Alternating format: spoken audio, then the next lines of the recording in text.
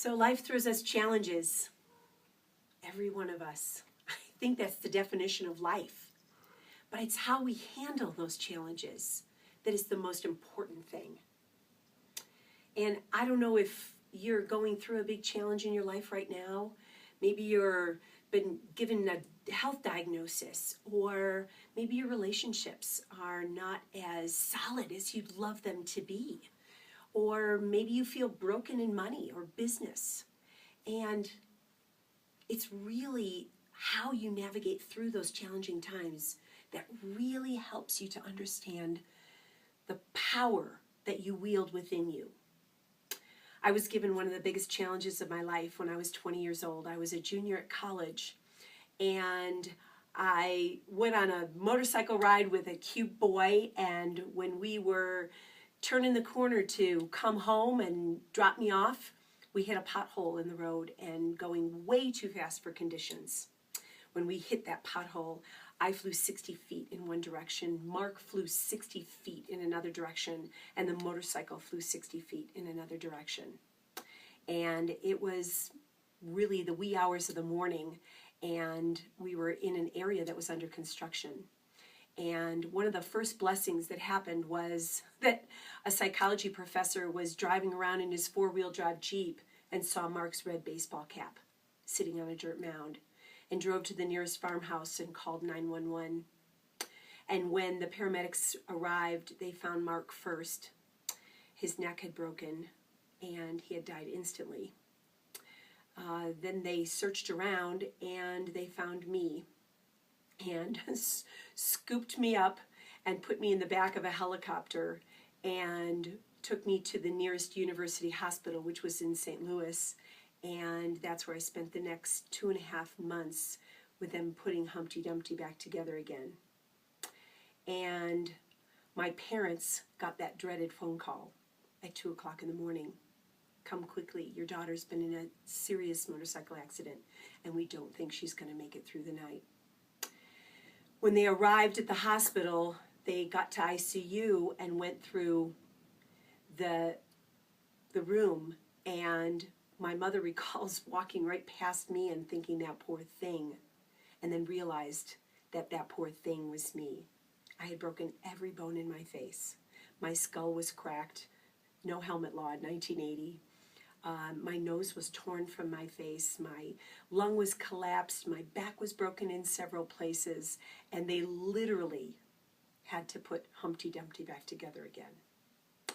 And I recall my first waking thought several days later.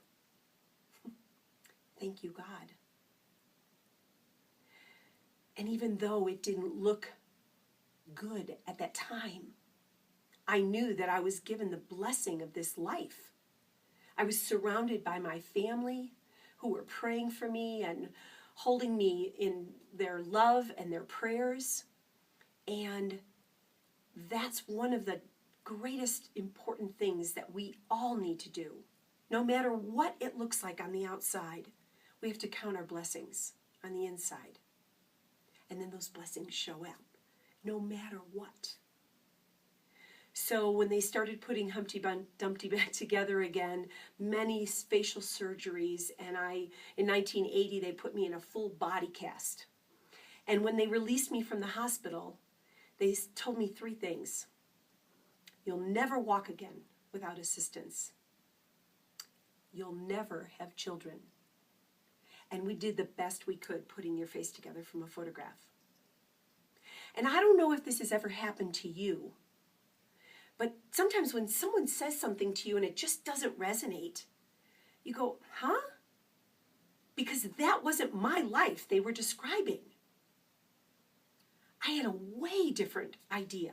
I had dreams of having a family and living a healthy, vibrant life. And maybe that's true for you. And if you've gotten that diagnosis, it's up to you to use the voice of your own heart to allow you to stand tall in your own knowing. Count your blessings. Listen to that still small voice that first sounds like a whisper.